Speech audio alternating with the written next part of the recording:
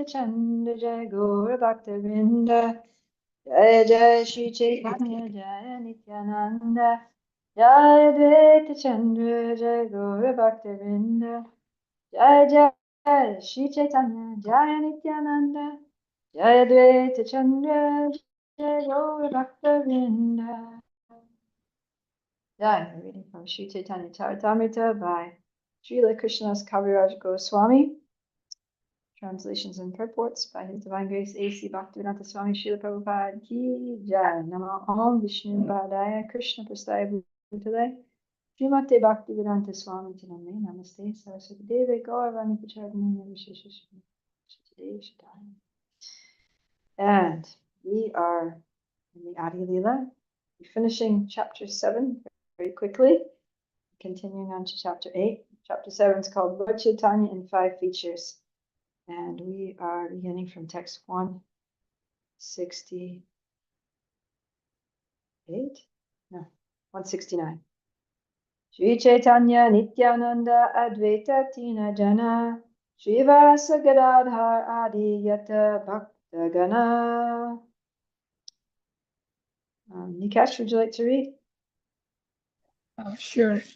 While chanting the Panchatattva Mahamantra, one must chant the names of Sri Chaitanya, Nityananda, Advaita, Gadadhara, and Srivasa with their many devotees.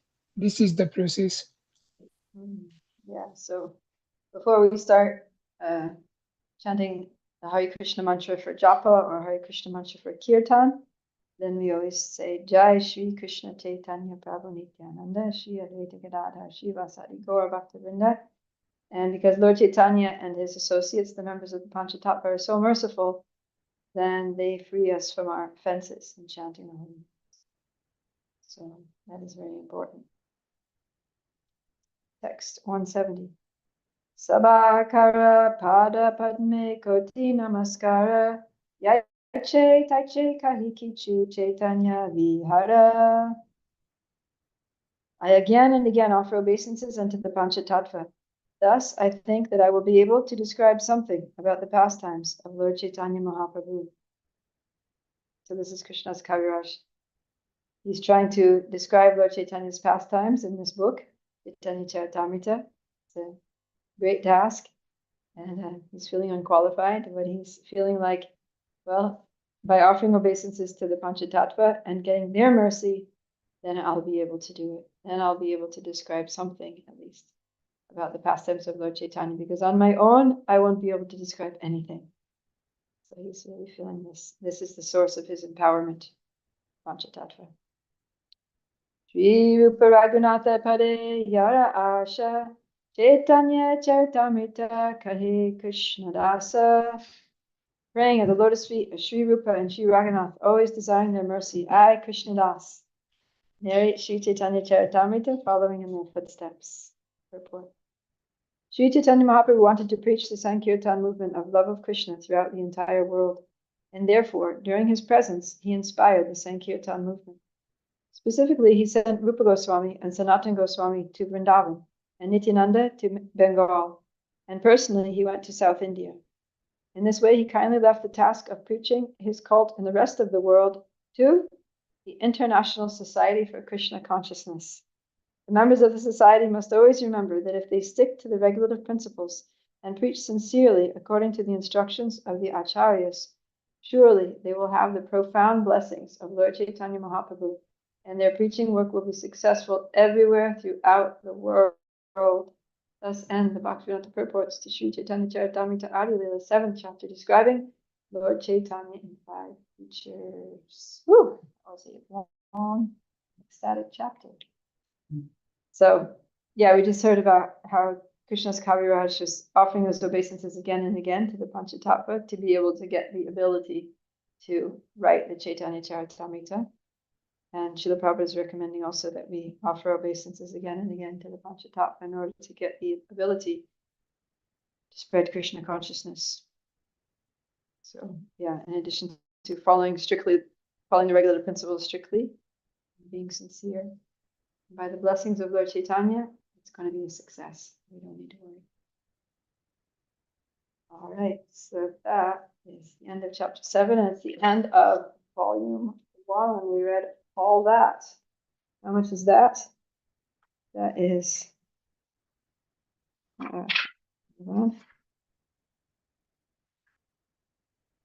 837 pages. We read every word, Bengali and English.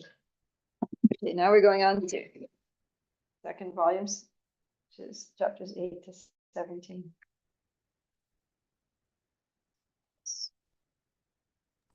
I would have never read all of that on my own. Aha, English, sports, and numbers.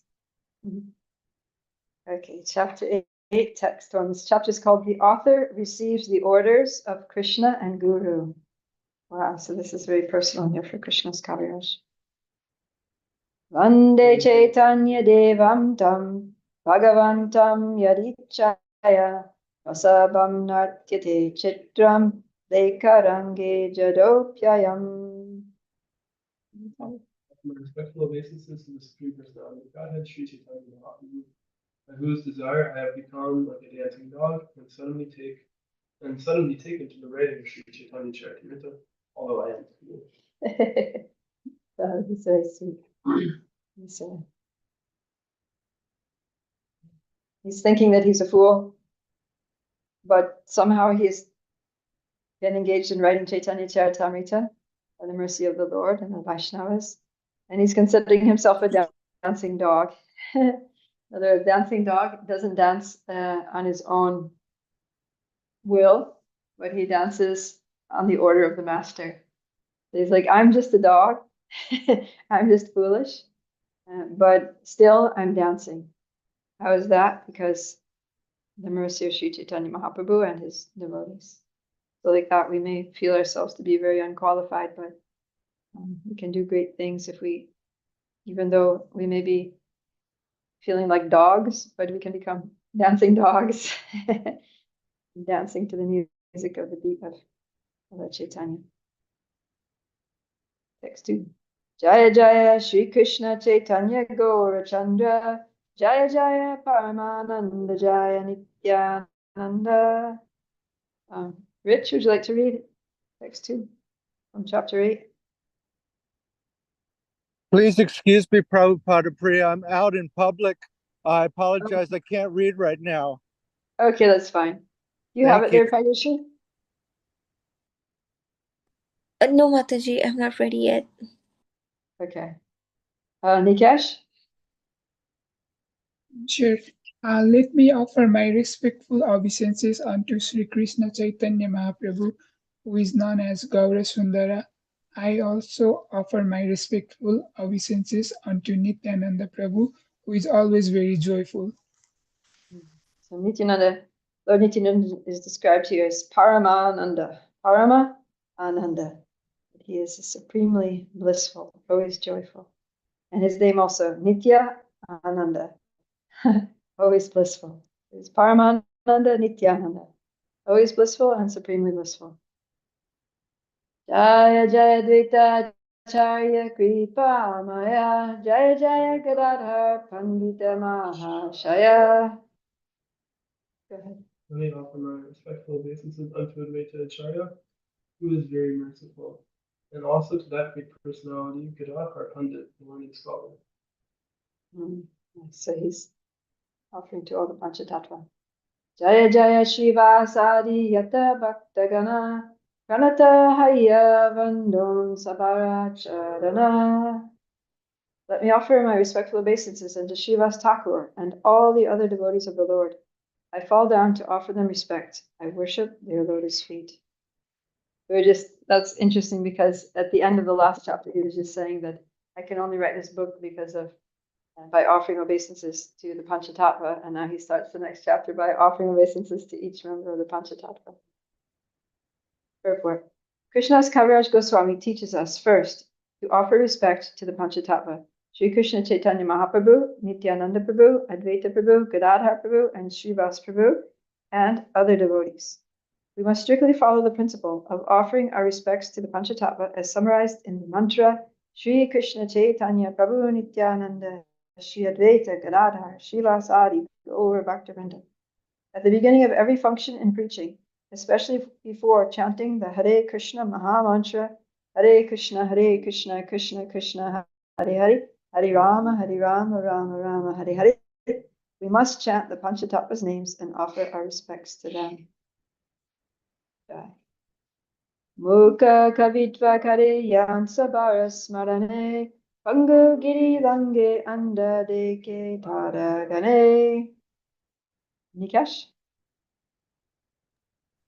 By remembering the lotus feet of the Panchatattva, a dumb man can become a poet, a lame can cross mountains, and a blind man can see the stars in the sky.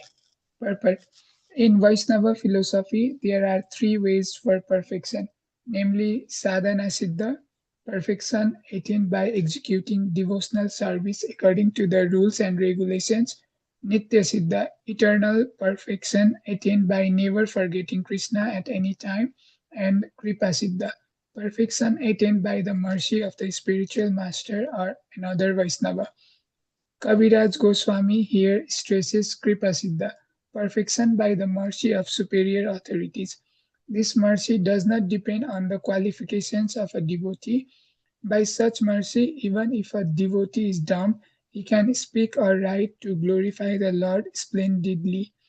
Even if lame, he can cross mountains, and even if blind, he can see the stars in the sky.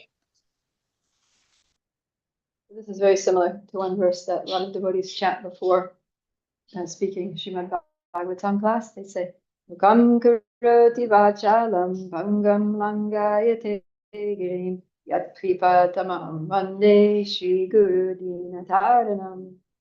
So there's a lot of the similar words, right? Mukam, bhangam, and langam, lange.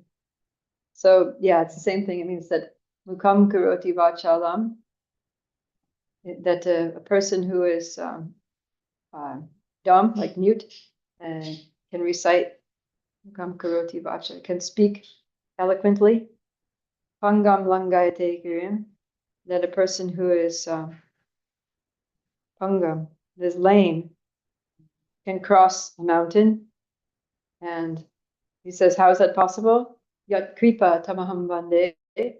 Yat kripa means by the mercy of that person, in other words, the guru. Shri Gurum Dinataranam. Therefore, I offer my obeisances, my respectful obeisances unto my guru, because by my guru's mercy, then even though I'm dumb, I can speak eloquent poetry. Even though I'm lame, I can cross the mountain. So the point is that by the mercy of the spiritual master, anything is possible. The impossible becomes possible. And so Krishna's Kaviraj is really offering his obeisances here to the Panchatattva, who are his gurus, his Shiksha gurus, or Param gurus. So we have our gurus, our Diksha gurus, our Shiksha gurus, our Param guru, our founder Acharya guru, who's a Shiksha guru, our most prominent Shiksha guru. And then all the acharyas are our gurus, and the Lord is also a guru. Panchatattva are also our gurus, as well as being the Lord. The Lord is the Adi Guru. So Prabhupada is saying that there's three ways to attain perfection: either that we're already perfect because we're nitya siddha, eternally perfect, or that we became perfect by our sadhana siddha, by chanting really nicely and being very regulated and being very disciplined and being very pure in our habits. But he said that these are very difficult. So nitya siddha, we're not. At least I'm not, and probably most of us aren't. But so that's ruled out. And then sadhana siddha, I don't know if by my sadhana I'm going to become perfect. My sadhana itself is not perfect. But kripa is possible, right? So Prabhupada said, go for the kripa. Try to get the mercy. Try to get the blessings of one who is perfect, the spiritual master, a pure devotee, or the Lord. And then that's our best chance. That's our safest bet. Hannah? Whenever I was hearing this, when it got to the Kripa Siddha part, I thought of you. I was like thinking about it this morning, like the difference just this class has made in like my activities in my mind. And so when we were reading it, I just thought of you. So thanks for hosting this. class and for empowering me and uplifting me, because I feel like I wouldn't be thinking the things I'm thinking and making progress without this. Sorry. I'm trying to pass on what I've been given. Actually, I was just thinking that, I mean, there's so many nowadays, a lot of devotees, I guess Zoom really helps, but back in the day when I was a young devotee, devotees didn't get together and like, it wasn't really a culture of that. Everyone was just working their butts off, everyone was just like doing so much service. So, if I got a chance to slip away and hide in a closet somewhere, I might be able to read or disappear from Sankirtan and sit, behind a bush at a public park or something and read for half an hour or something. I was lucky. Or, I could maybe read on the bus and a train on the way home or on the way to the Sankirtan spot or something. If I could do so without like falling asleep. I was like so sleep deprived. But yeah, it wasn't like really a thing. And nowadays it's nice. So many devotees are doing this kind of thing. Right?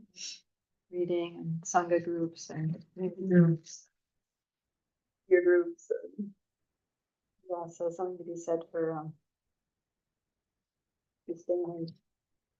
Devotees realize the need to come together and share stuff with the turn the neck here. You want to say something? Yeah. Think about that verse that you quoted. It also appears in the CC, but the last line in the text is Parmananda Madhavam. Oh yeah. Shri Guru Dinatarinam.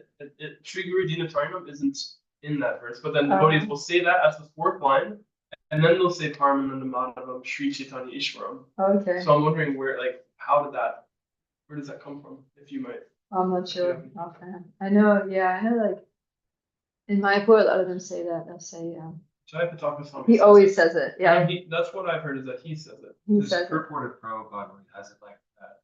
Sure. Oh, really? He has it like like Shri Guru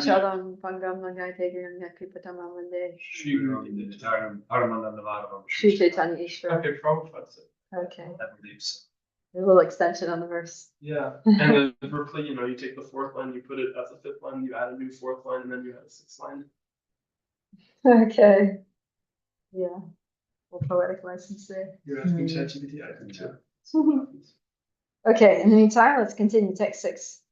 Ye saba namane ye pandita sakala dasabara vidyapata bhika kola.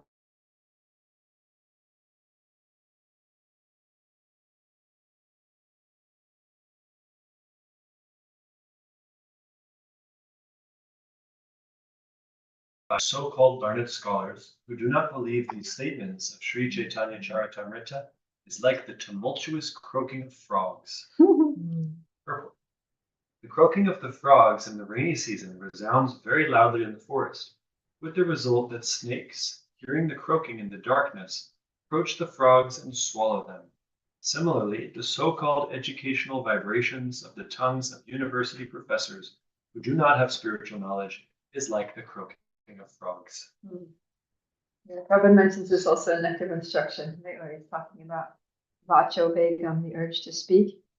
And he's saying that, when we speak a lot of materialistic things, prajolpa, gossiping, or just mundane philosophy and things, then the sound of just like the way that a croaking of a frog attracts the snake, or informs the snake of its location so that the snake can go and eat it.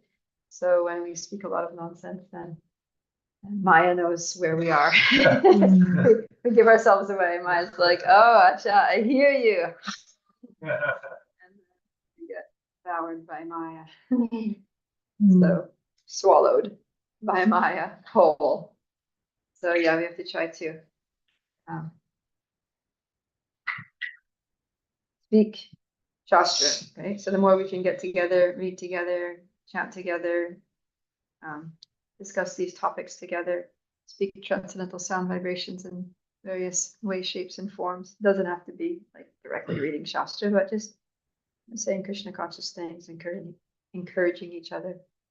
Like today, it's Adi's birthday, so we were all speaking some blessings. It was very uplifting, right? I think everybody was just feeling so like inspired. Not just the one being blessed, but also the ones giving the blessings. It is so sweet. So these things attract the Lord and invoke mercy in the presence of the Lord when we discuss Krishna consciousness, right? The Lord says, what's it say? Naham tishtani vaikunte, na yogi. Anyways, he says, I'm not in Vaikuntha, and I am not, neither am I situated within the heart of the yogis. Where is he? He says, I am in that place wherever 2 or more devotees have gathered to discuss my glories. So Krishna likes these things when devotees come together, talk about him and chant about him, and glorify him. So that's what we're trying to do, and this way we can bring Krishna into our lives more and more. Okay. Otherwise, croaking like frogs, we're just bringing Maya into our lives more and more. Pragati. No, Nam Swami Vaikuntha Yogi Nam Hridaya Nache. The one you were quoting. Okay, go ahead, say it. Read it nice and clear. Naham Vasami Vaikunthe Yogi Nam Hridaya Nache. Mad Bhakta Yatra Gayanti Tatra Tishtami Narada. Okay. Narada spoke this, right? Oh no, Oh, someone spoke Narada. it. Oh, Lord Oh, Vishnu Narada. spoke it to Narada. Yeah. Okay, read the translation. Neither do I reside in Vaikuntha, nor in the hearts of the yogis, but I dwell where my devotees sing my name, O Narada. Jai. Very nice. Thank you. So let's go to text 7. Ye saba namane yeva kare Krishna bhakti. Krishna kripa nahi tari gati.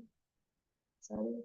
One who does not accept the glories of the Panchatattva, but still makes a show of devotional service to Krishna, can never achieve the mercy of Krishna, or, they can never achieve the mercy of Krishna or advance to the ultimate goal.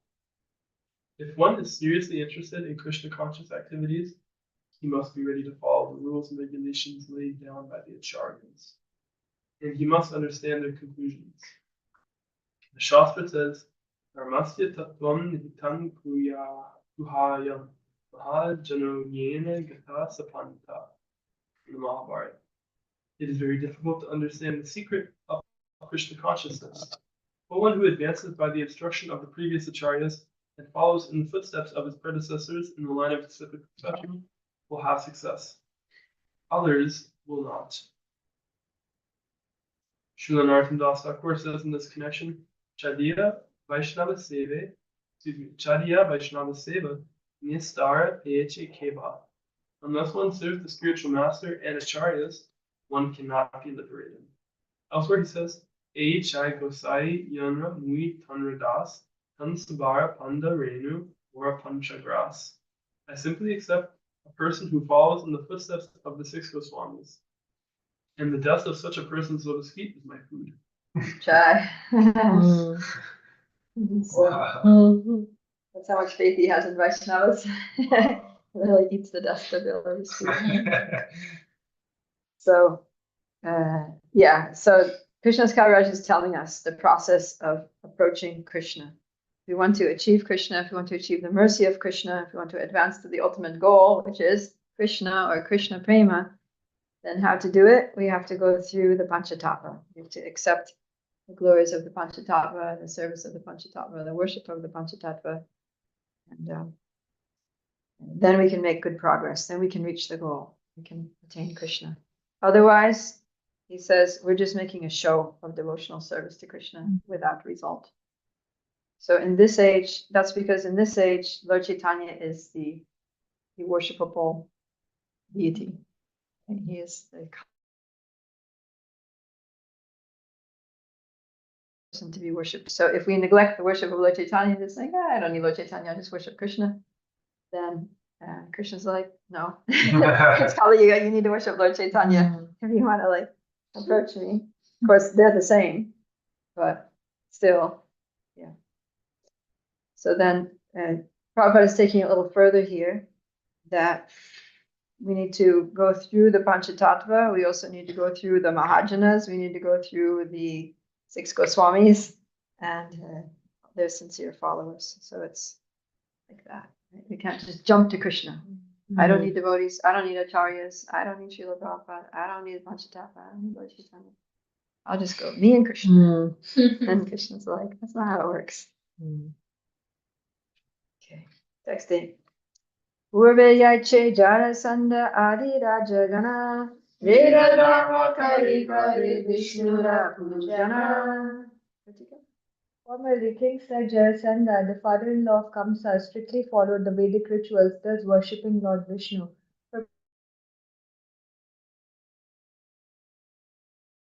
Das Kaviraj is very seriously stressing the importance of worship of the Panchatattva. If one becomes a devotee of Gaura Sundar or Krishna but does not give importance to the Panchatattva, Shri Krishna Chaitanya Prabhu Nityananda, Shri Advaita Gadadhar Shivasadi Gaura Bhakta, his activities are considered to be offenses, or in the words of Srila Rupa Goswami, Utpata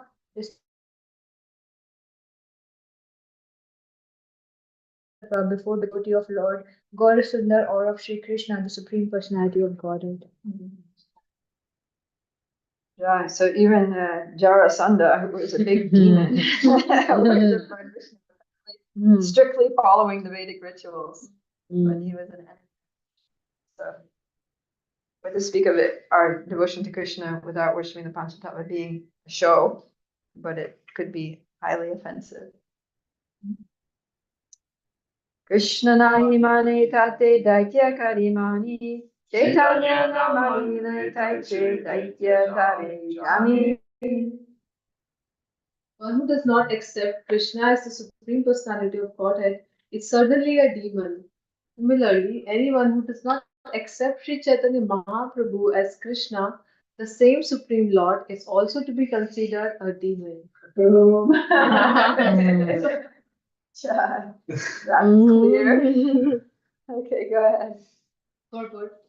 Formerly, there were kings like Jarasandha who strictly followed the Vedic rituals, acted as charitable, competent Kshatriyas, possessed all Kshatriya qualities, and were even obedient to the Brahmanical culture, but who did not accept Krishna as the Supreme Personality of Godhead. Jarasandha attacked Krishna many times, and each time, of course, he was defeated. Like Jarasandha, any man who performs Vedic rituals but does not accept Krishna as the Supreme Personality of Godhead must be considered as an asura or demon. Similarly, one who does not accept Sri Chaitanya Mahaprabhu as Krishna himself is also a demon. This is the conclusion of authoritative scriptures. Therefore, both so-called devotion to Gaur Sundar without devotional service to Krishna and so-called Krishna Bhakti without devotional service to Gaur Sundar are non-devotional activities. If one wants to be successful on the path of Krishna consciousness, he must be thoroughly conscious of the personality of Gaur Sundar as well as the personality of Krishna. Knowing the personality of Gaur Sundar means knowing the personality of Sri Krishna Chaitanya, Prabhu Nityananda, Sri Advaita Gadadhar, Srivasadi Gaura. The author of Sri Chaitanya Charitamrita, person to the authorities, stresses this principle for perfection in Krishna consciousness. Wow, that's some strong statements here. Non-devotional activities, right? If someone's worshiping Krishna without worshiping Lord Chaitanya or vice versa. So yeah, we have to know the truth. We have to know what's actually the way to worship. And so we approach Krishna through the Panchatattva, right? Understanding Lord Chaitanya to be non-different from Krishna and associates to be all. We just read, that's what the whole this book was like, right? Establishing who is Lord Chaitanya, who is Lord Nityananda, who is Advaita Acharya, main three, right? And then the other chapter was about the Panchatattva altogether. So he's establishing the importance of the actual Panchatattva tattva, the tattva of the Panchatattva. Who are these Panchatattva and why are they so important? Why do we need to worship them? And now he's saying that if we neglect that, then we're in big trouble. Our service to Krishna doesn't have any value. But if we just think, all right, Lord Chaitanya is Krishna, so we'll just worship Krishna, we'll just chant Jai Shri Krishna Chaitanya, Prabhu Nityananda, Shri Advaita Gadadhar, Shivasadi Gaura Bhaktivinoda. We'll chant 108 rounds of that every day. That'll be our kirtan. And we'll worship going Gauranga. And we'll go back to Godhead. So he's saying that also doesn't work. Why? Because Lord Chaitanya taught us to worship Krishna. So if we do that, then we're actually not followers of Lord Chaitanya. We're just followers of our own minds. So we can't speculate on the process. So we approach Krishna through Lord Chaitanya, and we worship Lord Chaitanya by taking shelter of him, praying for his mercy, and serving his mission to attain Krishna and give Krishna bhakti to others. Right? You understand the balance? So it's both. It's putting them both in perspective and taking shelter of both of them to attain both of them. So it's like to get one of them, you need both of them. Either way. Okay. Now Lord Chaitanya is going to say the same thing. More namanile sabaloka habinasha itilagi kripardra prabhu karila sanyasa. Let's have Nikesh. Lord Sri Chaitanya Mahaprabhu thought, unless people accept me, they will all be destroyed. Thus, the merciful Lord accepted the sannyasa order. Purport. In Srimad Bhagavatam 12.351, it is said, Kritanad eva Krishnasya mukta sangha param brajit. Simply by chanting the Hare Krishna mantra or Lord Krishna's name, one is liberated and goes back home, back to Godhead. This Krishna consciousness must be achieved through the mercy of Lord Chaitanya Mahaprabhu. One cannot be complete in Krishna consciousness unless he accepts Sri Chaitanya Mahaprabhu and his associates as the only means for success. It is because of this consideration that the Lord accepted sannyasa, for thus people would offer him respect and very quickly come to the platform of Krishna consciousness. Since Lord Chaitanya Mahaprabhu, who is Krishna himself, inaugurated the Krishna consciousness movement, without his mercy, one cannot be elevated to the transcendental platform of Krishna consciousness.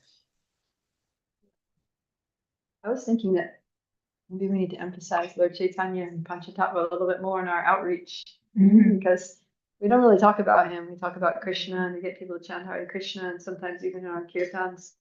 I know you started doing it, right? Like just chanting like an invocation mantra. I always do. You always do that? Prabhupada's so Okay, yeah. Because I feel like sometimes devotees don't. Like we just really try to emphasize the Hare Krishna mantra and keep the focus on that so people don't get confused with so many mantras and so many Sanskrit words and things. But it's very important. Teach people the Panchatattva mantra, that we teach people who the Panchatattva is. So at least going Thai. So yeah, maybe we need to start talking a little bit more about Lord Chaitanya. Adi? I always like, I never know, is it like harder to talk about them or is it easier to talk about them than Krishna? Because it's like, it reminds me of like early Christianity. It's like, oh yeah, God was he just appeared among us and he died for our sins. That's kind of their early Christianity. It was like they're preaching that exactly what happened. They're preaching exactly what happened. It's like Jesus just came and he died and it's a big deal and you should know about it and this is what it means for you. But as a devotee, like preaching in the 21st century, I'm like, yeah, Krishna, historically this book, or traditionally this book is said to be thousands of years old. It's not like Krishna appeared 500 years ago and he gave the Yuga Dharma and it allows you to get the highest realization of the love of God. I'm not really so upfront about it. Like I feel like other preachers were throughout history in different traditions. And it makes me wonder, like, is it more far out to say it like that? Like that God was just here 500 years ago and he gave us this process and that's what we're doing really. And we're just waiting to get you in the door through talking about, the universe and, whatever else. Like, I never know if it's what's more effective and if it's more far off to just talk about Krishna 5,000 years ago or Lord Chaitanya 500 years ago. Yeah. I mean, in one sense, it seems like because Krishna, the worship of Krishna is well established, at least like in India, like in any Hindu tradition, like any Hindu person, like you say Krishna, they know who you're talking about. But a lot of people, even from India, where Lord Chaitanya appeared and traveled, and they haven't heard of Lord Chaitanya, right? They learn about Lord Chaitanya only when they come in contact with ISKCON, right? Basically, with Srila Prabhupada's followers. So one is that he's not so well known. So when you tell people that, And also we have, we have Bhagavad Gita, which is also a well-known book, which is spoken by Krishna. So it seems like there's more solid evidence, culturally, historically, Right. scripturally, to establish, Krishna as God, Krishna as a divine personality. And everybody relates to God, and then you just call him Krishna, and that works. And that's the name, and that's the mantra that we teach people also. So it just makes sense that we're chanting the name of God, we're chanting the name of Krishna. And then when you bring in Lord Chaitanya, you know how Krishna came again 500 years ago. Then it's something less known. It's something, I think, it's almost a little bit more difficult to believe, right? And this person came in West Bengal, and I don't know, I guess it depends on how we present it, because we have teachings of Lord Chaitanya. We have Sri Caitanya Charitamrita, and that's why Lord Chaitanya was so, Lord Chaitanya, Srila Prabhupada was so eager to get this book out that he even paused the Bhagavatam right after the 5th canto and wrote this whole Chaitanya Charitamrita, and then went back and continued the Bhagavatam, because he's thinking like, this is really, really important for people to have. The world needs to know about Lord Chaitanya. And there are many Bhagavad Gitas out there. There's a whole Mahabharata. There's a lot of information about Krishna, but there's not much about Lord Chaitanya. He's relatively recent. So, but I feel like when we tell people about Lord Chaitanya, when people hear the pastimes of Lord Chaitanya, it's more relatable, right? Because Krishna is this, steals butter and dances with the gopis Killing monsters, killing demons. It's like very seems like mythological, It's hard for people to really relate to. 16,000 queens. Yeah. But it's easy to relate to, this person who came, and he was a teacher, and he, left home and became a monk and traveled widely, and shared teachings of philosophy and sacred mantras with others, and nonviolent protest. Yeah, I mean, that's a really attractive thing that Lord Chaitanya, even historically in history books in India, especially in West Bengal, there are like chapters dedicated to Chaitanya Mahaprabhu as a great social reformer, that he threw out the caste system, and he gave privileges to the untouchables who were excluded, and he really just kind of considered everybody equal on the spiritual platform, and everyone had equal opportunity to practice religion and study scripture. So there's a lot of really, cogent, I don't know if that's the word, but like kind of strong, attractive aspects to Lord Chaitanya's Leela. More relatable to what we understand in modern day context. Yeah. Social reform and being a monk, like you said. Yeah, like people will admire Lord Chaitanya, his spirit, his determination, his radicalness, his the way he expressed his freedom, his emotions, and also the loving relationships he had with his devotees. So sweet, as we'll get into as we continue reading Chaitanya Charitamrita. So there's a lot about Lord Chaitanya's pastimes. It's really, really heart-touching and attractive, and I think people from different backgrounds will find things they can appreciate, about Lord Chaitanya. Yeah. And he also had interfaith dialogues with religious leaders from other traditions. Yeah. And was able to reconcile different philosophical points. Yeah. Into his Achintya Veda philosophy. Yeah, and also just how he came as a devotee to teach us how to be a devotee. So Lord Chaitanya is someone whose example we can read about him, and we can be like, all right, that's what it means to be a devotee of Krishna. And he literally taught us how to be a devotee of Krishna by his example. And also he gave us the highest thing. He's so merciful. And there's no offenses. So even if somebody, we're telling people about Lord Chaitanya, and somebody makes some, mocks him, or makes some offensive comment about it, at least better they do it with Lord Chaitanya than Krishna. It'll be a lot safer, because he overlooks offenses, and he'll just be happy that somebody's thinking about him and saying his name. So yeah, that could be something that maybe we and in a lot of preaching centers anyways, like in Krishna houses, like in Krishna House Gainesville, the Gornitai, Yeah, like right here we have Gorni Tai. We don't, and yeah, we have Gorni Tai here, there, and everywhere. So yeah, we can just explain to people that this mantra was given by Lord Chaitanya, who came 500 years ago. Yeah. Another point is that in the Bhagavad Gita, kirtan is not so clearly emphasized. Mm. There's that one verse about the great souls, are always chanting about me, but it's not so clear still. Whereas in the pastimes of Lord Chaitanya and his instructions, it's abundantly clear. Yeah. And in his activities, Yeah, like that was the main thing. So if we tell people about Lord Chaitanya's life and teachings, then it's obvious why the Hare Krishna movement emphasizes chanting so much. Yeah, true. Yeah. Yeah, I mean, I read the Chaitanya Charitamrita before I read the Bhagavad Gita. So for me, it was just like very clear what to do, chant Hare Krishna and give it to others. So you're a case study of a non-familiar person hearing about Lord Chaitanya. So what was your experience? I fell in love with Lord Chaitanya. I thought Lord Chaitanya was like amazing. Yeah. I mean, Lord Chaitanya is just so amazing. His personality, his everything he does, the way he interacted with others, how he was always like, he was strong, but he was humble, like he would always take the humble position, but he wouldn't back down.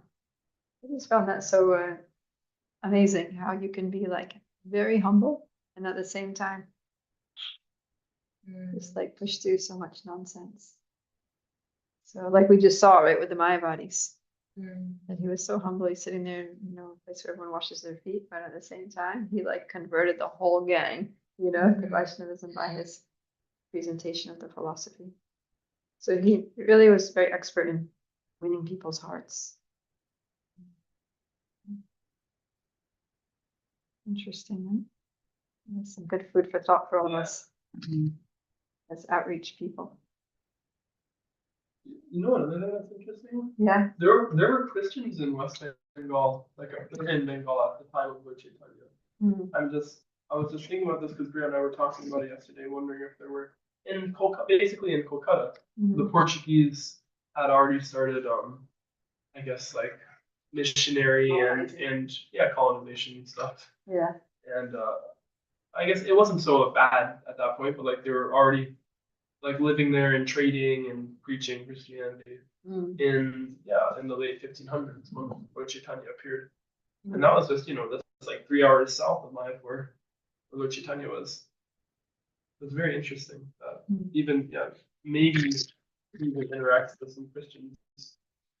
Like, although, man, if only there was some kind of dialogue. I mean, he has dialogues with Muslims, with Buddhists, and with Mayavadis. Yeah. It's so interesting if you practice Christian, so because that's the world that we're talking. That's the world that we're talking. Even though most people aren't necessarily Christian, they have that is their like cultural impression of God. Yeah. Like when you're talking to people of like an Indian or like South Asian background, they're Hindu or Muslim. That's like their impression of God. Yeah. They have that kind of background. So yeah, it would have been really interesting. Okay, text 11. Sanyasi budye more karibe namaskara, tatapi kandibe dukkha paibe nistara. Who's there that wants to read on Zoom? Neha? Oh, Trivikram? Ayushi, if you have it? I'll read. Or are you all listening? Sneha, go ahead. If a person offers obeisances to me, even due to accepting me only as an ordinary sannyasi, his material distresses will diminish and he will ultimately get liberation. Purport. Krishna is so merciful that he always thinks of how to liberate the conditioned souls from the material platform.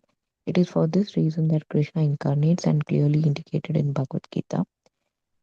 Yada yada hi dharmasya glate bhavati bharata Vyuttana adharmasya tadatmanam shrujami aham.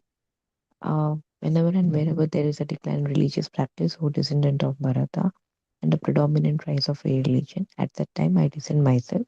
Krishna always protects the living entities in many ways. He comes himself, he sends his own confidential devotees, and he leaves behind him shastras like the Bhagavad Gita. Why? It is so that people may take advantage of the benediction to be liberated from the clutches of Maya. Sri Chaitanya Mahaprabhu accepted sannyasa so that even a foolish person who accepted him as an ordinary sannyasi would offer him respect, for this would help diminish his material distress and ultimately liberate him from the material clutches. Srila Bhakti Siddhanta Saraswati points out in this connection that Sri Krishna Chaitanya Mahaprabhu is the combined form of Sri Radha and Krishna. Mahaprabhu Sri Chaitanya and Radha Krishna Nahe Anya. Therefore, when fools considered Chaitanya Mahaprabhu to be an ordinary human being and thus treated him disrespectfully, the merciful Lord, in order to deliver these offenders, accepted sannyasa, and so that they would offer him obeisances, accepting him as a sannyasi.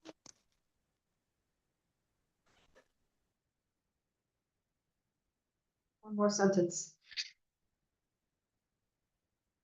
Sri Chaitanya Mahaprabhu accepted sannyas to bestow his great mercy on people in general who cannot appreciate him as Radha and Krishna themselves. Okay, so yeah, Lord Chaitanya is not just Krishna, but he's Krishna in the mood of Srimati Radharani with the complexion of Srimati Radharani. So basically, he's Radha and Krishna combined. And so there's great benefit in offering respect to Lord Chaitanya. So even if someone doesn't know that he's the Supreme Personality of Godhead, even if they just think he's, you know, an ordinary monk or saint or sannyasi, renunciant, but it was the culture at that time in India, and still to a large degree, that if anyone would see a sannyasi, they would immediately, you know, bow down or at least, you know, offer their pranams like that. And by doing so, then they would get so much benefit. He says the material distresses will diminish and ultimately they'll get liberation. So this was a strategy of Lord Chaitanya. He didn't have to take sannyas, but he did just so that people would offer him respect so that they could get the benefit of offering respect. Not that he wanted people to necessarily all bow down to him, but he's thinking by bowing down to me, they're going to get so much benefit. So I should induce them to bow down by taking sannyas. That was his merciful strategy. Yeah. And this is why some devotees will get a PhD.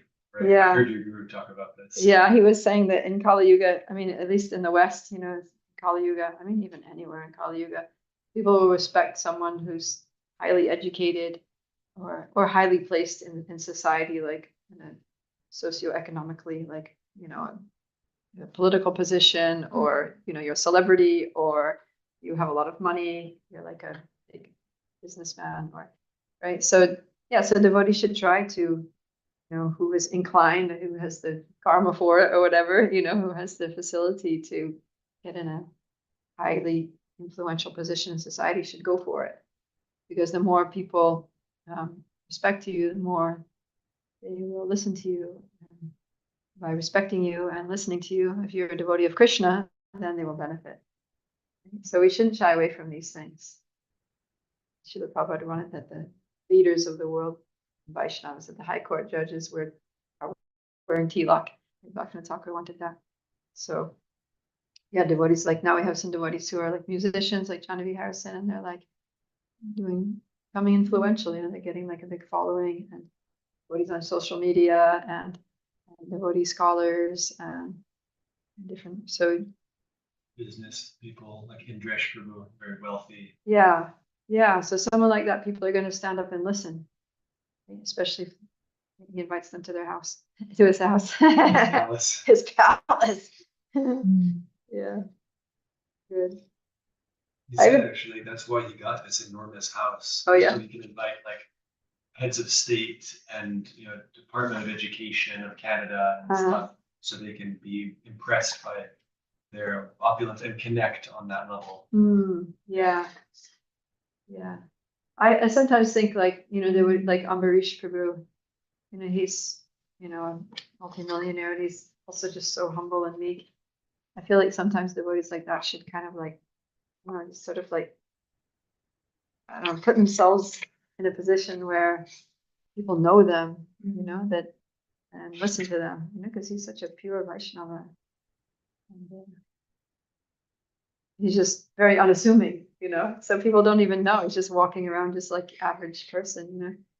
But if he would kind of like, anyways, everyone has their nature. Jay Shetty is a good example. Yeah. Very charismatic, and when people respect him and appreciating a Radha Swami disciple. Yeah, exactly. Yes, this devotees should be in respectable positions in society so that people respect them, and then they get the benefit of respecting a Vaishnava. It's a good reason why we should decorate our house to connect, so that people connect to your opulence. Like, so we get some high class people coming in. So that they can connect with Krishna. Like, you know how you said that? How in Race Prabhu, okay, so that all people come and connect to Krishna. Yeah. A good. Beautiful and nice. So like, wow, that looks like a nice place. I'd like to go inside. Yeah. Okay, good. Let's go on. Text 12. Hena kripa maya chaitanya na bhajeye jana sarvotama haile otare asura ganana. One who does not show respect unto this merciful Lord, Chaitanya Mahaprabhu, or does not worship him should be considered a demon, even if he is very much exalted in human society. Srila Bhaktisiddhanta Saraswati Maharaj says in this connection, O living entities, simply engage yourselves in Krishna consciousness. This is the message of Sri Chaitanya Mahaprabhu. Lord Chaitanya preached this cult, instructing the philosophy of Krishna consciousness in his 8 verses, or Shikshashtaka, and he said, Iha haite sarva siddhi haive sabara. By chanting the Hare Krishna mantra, one will get all perfection in life. Therefore, one who does not show him respect or cannot appreciate his mercy, despite all these merciful gestures, is an asura, or opponent of bona fide devotional service to Lord Vishnu, even though he may be very much exalted in human society. The word asura refers to one who is against devotional service to the Supreme Personality of Godhead, Vishnu. It should be noted that unless one worships Sri Chaitanya Mahaprabhu, it is useless to become a devotee of Krishna. And unless one worships Krishna, it is also useless to become a devotee of Sri Chaitanya Mahaprabhu. Such devotional service is to be understood to be a product of in this connection that atheist smartas, or worshippers of the 5 kinds of demigods, worship Lord Vishnu for a little satisfaction and material success, but have no respect for Sri Chaitanya Mahaprabhu. Thinking him to be one of the ordinary living entities, they discriminate between Gaurasundar and Sri Krishna. Such understanding is also demoniac and is against the conclusion of the Acharyas. Such a conclusion is a product of Kali Yuga. All right, so this is serious stuff. Any thoughts about this? Sounds a little extreme, doesn't it? It doesn't make you uncomfortable. If you don't show respect, it's not that hard to just show respect, especially to a great, even if you just see him as a great person. Yeah. If you can't just appreciate his social reform, his kindness, then what kind of person are you? Yeah. Yeah, and even if you're not like a Vaishnava or a Hindu or whatever, you know, you're not from this tradition, but you know, you can respect saints from any tradition. Like, I mean, people respect Jesus who are not Christians. People respect, you know, Mohammedans. You know, like we respect saints and, you know, pious people and people who are doing a lot to help society and Gandhi, Martin Luther King. Yeah, we respect all these people, even if we don't subscribe to everything that they believe in or profess, but we understand like these are good people. These are people that came to like really help society. They have good intentions and saintly qualities. So, but to speak of Lord Chaitanya, he has an absolutely faultless personality. So if you're not going to respect someone like that, you're going to be disrespecting everyone. Right. So clearly, So you're basically doomed. You're basically doomed. If you cannot respect Lord Chaitanya, then yeah, I feel sorry for you. Okay, text 13. Ateva Punakahon Udvabahu Hana Chaitanya Nityananda Vajra Kutarka Chariya.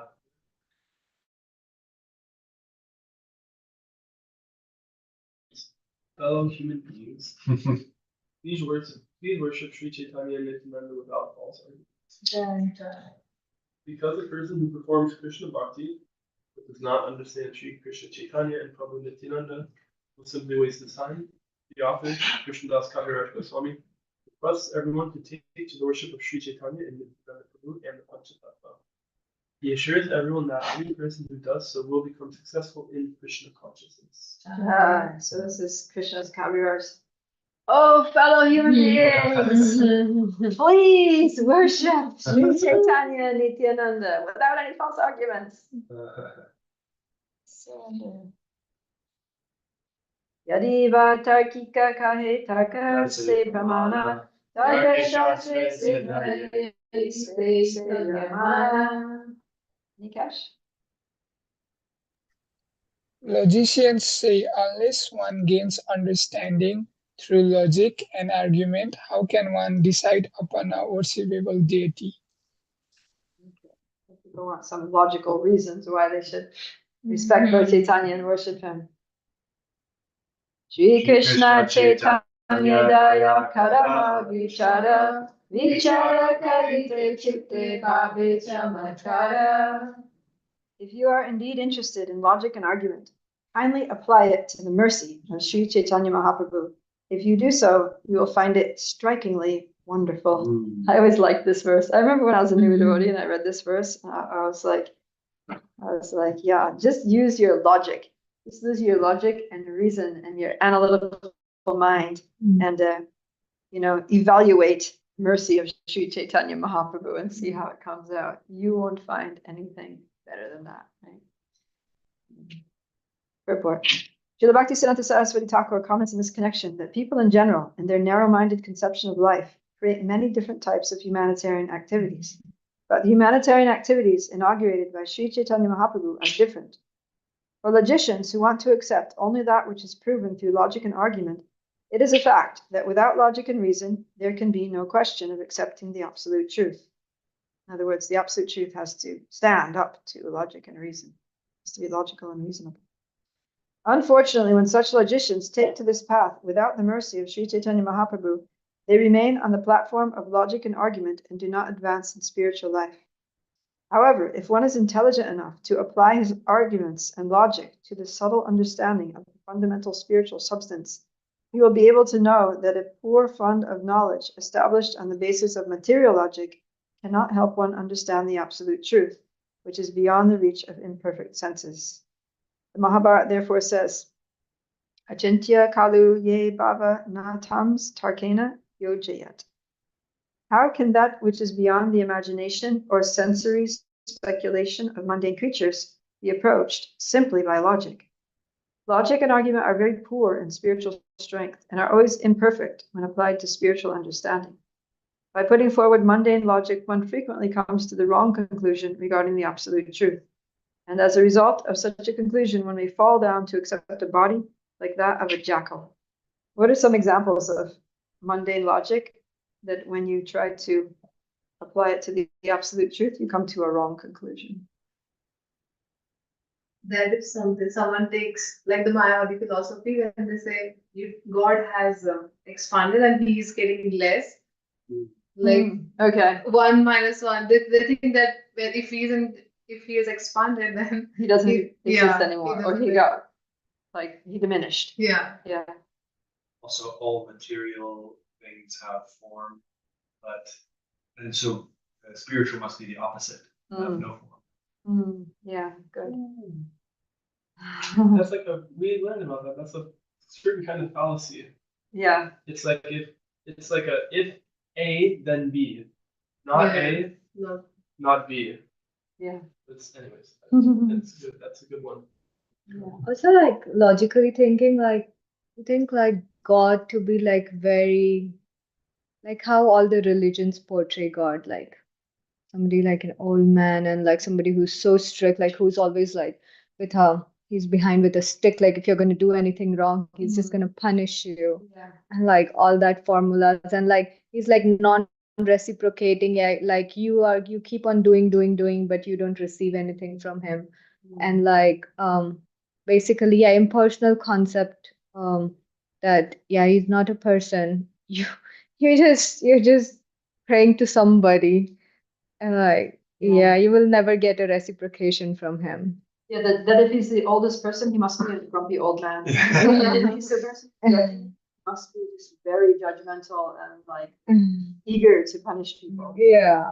We heard him recently, right, from this guest that came saying that if you commit an offense against an eternal person, then your punishment should also be eternal. And therefore, eternal damnation.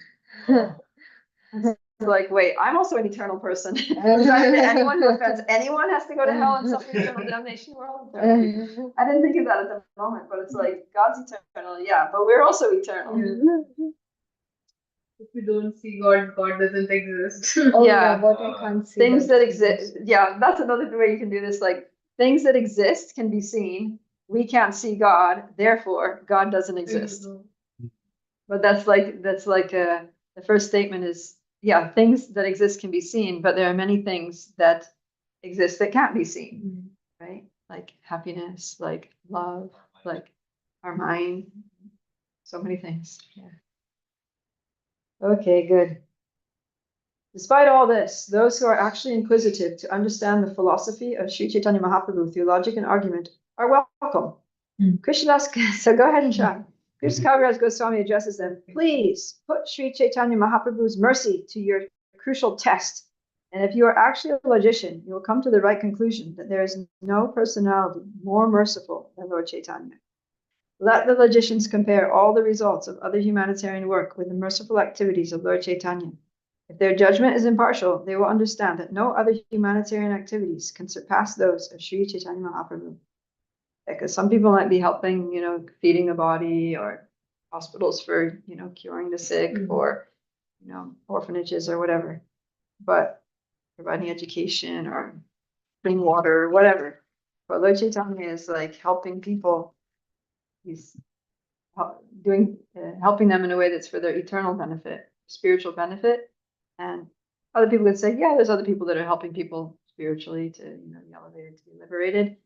But they're saying, yeah, you have to do this, you have to do that, difficult things, And Lord Chaitanya is saying, just chant Hare Krishna, just take love of God. Nobody else is doing that. Everyone is engaged in humanitarian activities on the basis of the body. But from the Bhagavad Gita 2:18, we understand antavanta ime deha nitya syokta sharirina. The material body is ultimately subject to destruction, whereas the spiritual soul is eternal. Sri Chaitanya Mahaprabhu's philanthropic activities are performed in connection with the eternal soul. However one tries to benefit the body, it will be destroyed, and one will have to accept another body according to his present activities.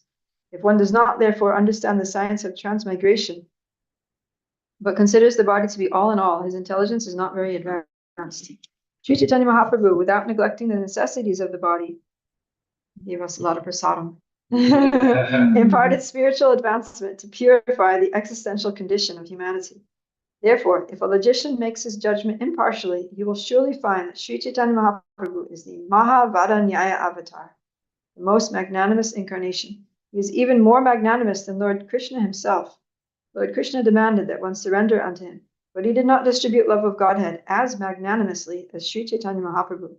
Therefore, Srila Rupa Goswami offers Lord Chaitanya his respectful obeisances with the words, Namo Mahavadanyaya Krishna Prema Pradayate Krishnaya Krishna Chaitanya Ramne Gaura Vishe Namaha.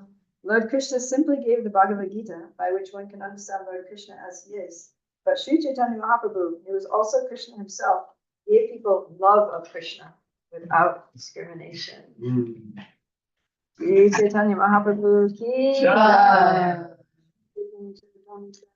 Jai. Jai. Jai. Nikesh ki jai. Jai. Prabhupada Priya ki jai.